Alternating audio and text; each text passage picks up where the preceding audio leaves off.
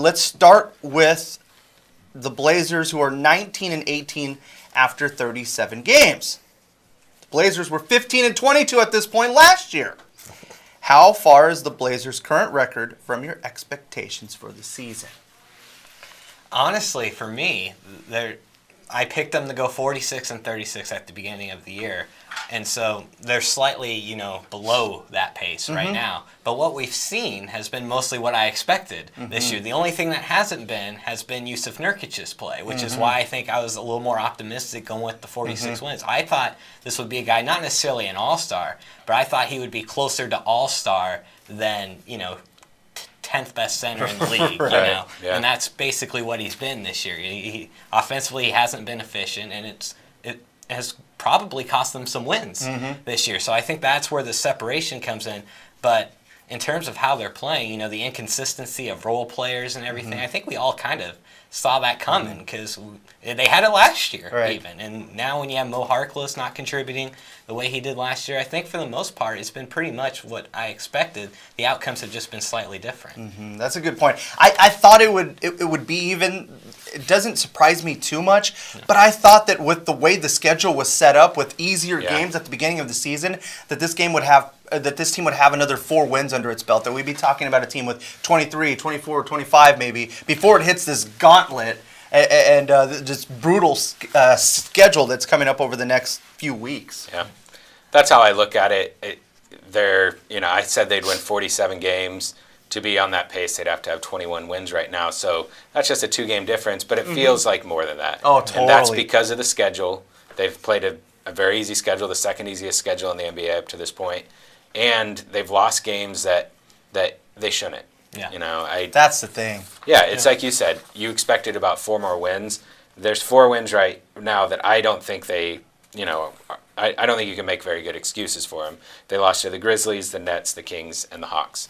You take those 4 losses and you turn them into wins, and suddenly they're 23-14 on pace for 51 wins, right there for 4th place in the West. But they're not there because they're losing to these teams. They're inconsistent, and it's really starting to open up that question: is this just who the team is? Is mediocrity their ceiling?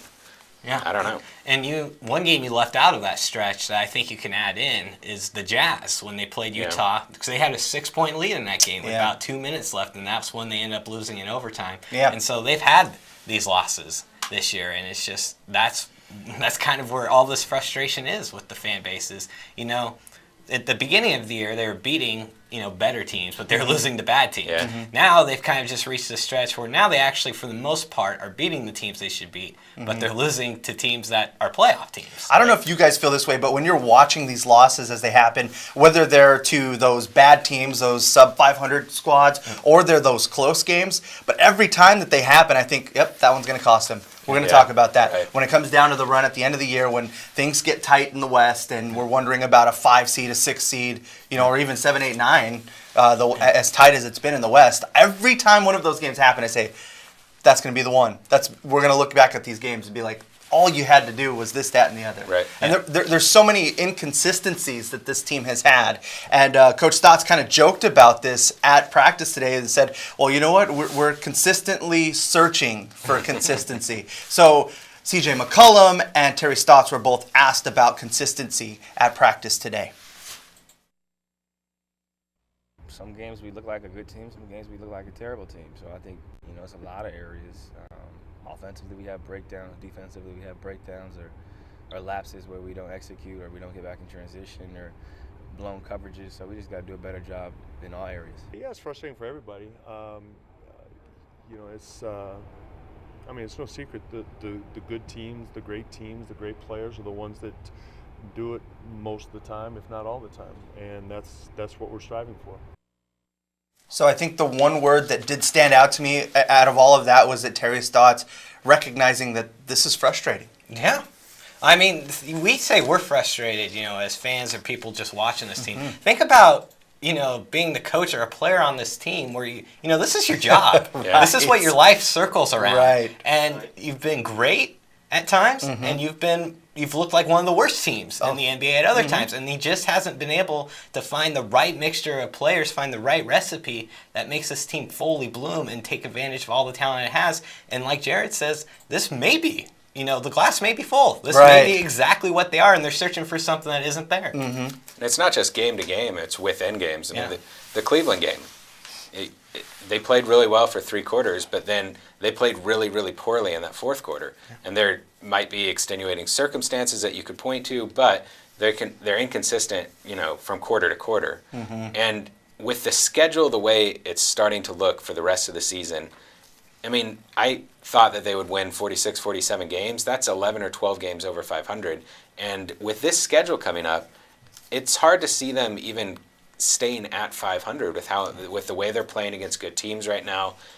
It's just this might be their ceiling, and that's tough to say. I feel for you, for Blazers fans out there to accept the fact this. I would even say early in the year that, hey, this is who we are. This is our identity. We are an average team. The best we can hope for is a 6th seed. Well, that's what they've been for 2.5 years so far. Yeah. I mean, honestly, for them to win a playoff series, you want to be the 5 seed or better. Because if you're the 6th seed or worse, you're going to either play San Antonio, Houston, or Golden State in the first round. Yeah, good luck with that. And I don't think any of us think the Blazers have a chance against either of those in teams a series. In a 7-game series. Right. And so if you want to get to a 5 seed, like Jared says, they're going to need to be close to the 47 or 48 wins than what they're doing right now. And the schedule's not favorable. Right. When we dive into this schedule, and so barring something that happened 2 years ago where Chris Paul and Blake Griffin get hurt, if they played the Spurs and Kawhi Leonard and LaMarcus Aldridge got hurt, then the Blazers you get could win bailed that out series. by default. But you can't count on that. But you can't count on that at all. And so right now, this is a team that right now we're looking at,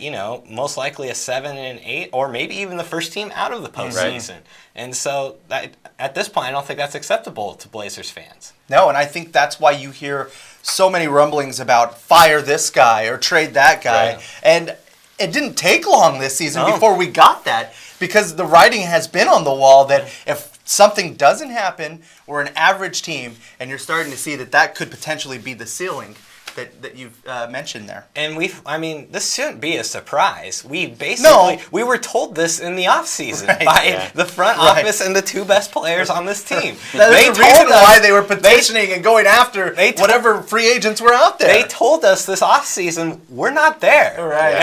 And it's not like we're just missing a little piece. Right. We're missing a major piece to be there. A go-to That's why C.J. McCollum and Damian Lillard were so actively recruiting Carmelo Anthony. Were there players they'd probably prefer to play with than Carmelo Anthony? Sure. Yeah, but Carmelo Anthony is a star player. Regardless of what you think of him, he can score the basketball. And the Blazers could definitely use another scorer on this roster. Yeah, those cold nights, those cold runs that we talk about in between quarters that decide games, you don't have to look too far to find those, and maybe a difference maker that one of those offseason acquisitions could have made. And maybe we're talking about a team with 5 more wins than they do right now. I think one other frustrating thing about this season and this roster is you expected progression from the players on the roster. You expected Maurice Harkless to build on what he did last season, for Jusuf Nurkic to at least sustain what he did last season. And you've seen some progress from players like Shabazz Napier. But even C.J. McCollum, I think, has taken a step back this season. So you're not seeing that progression within the season from individual players that would lead to progression for the team. So they're just stagnant right now. You put together a great piece on Jusuf Nurkic, and I'm wondering if maybe we were just completely blinded by what we saw in that 20-game stretch and kind of overlooked everything else and the actual player that he is? I mean, I think that makes sense. It was a 20-game stretch. It's not a small sample size.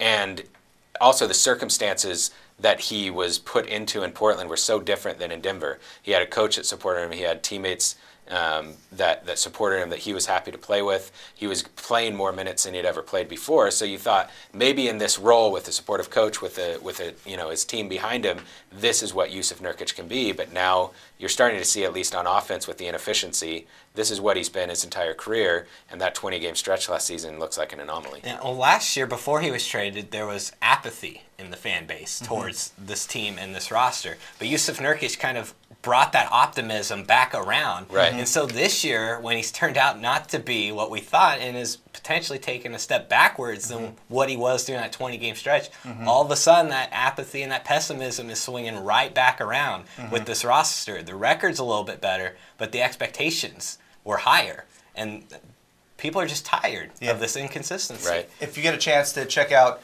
Jared's story at kgw.com, please do so. It's all about Yusuf Nurkic. I find it super fascinating. The facts are there to back it up, too.